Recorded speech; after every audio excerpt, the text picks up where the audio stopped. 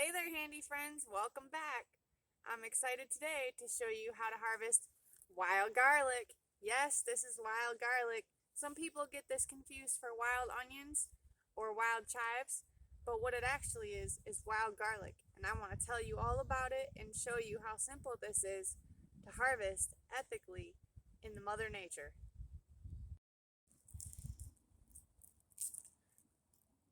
Here's the gorgeous bulbs that I've got so far.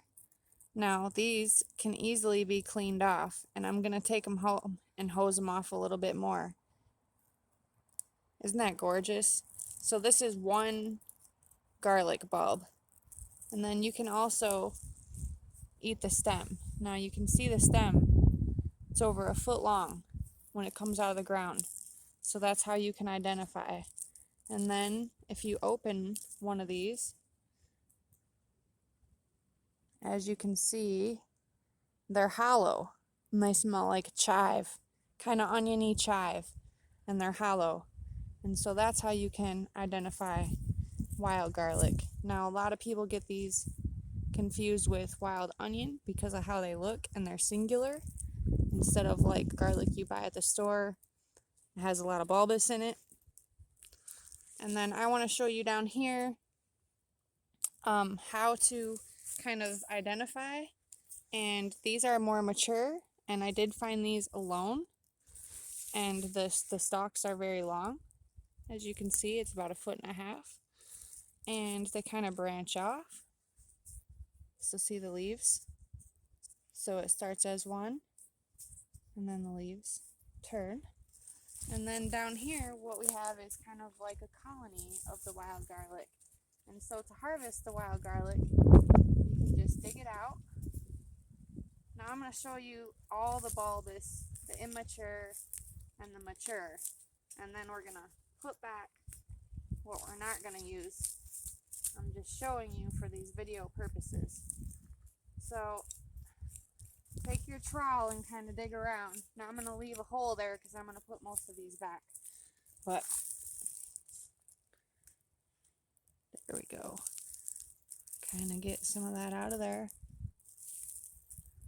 See those bulbous? That's garlic. There's an immature, very immature baby bulb there. See how thin the leaf is on that? And then as we dig in, you can see all the bulbs in there. And that's the wild garlic for you. There's a mature, pretty mature bulb. And it's very plentiful here.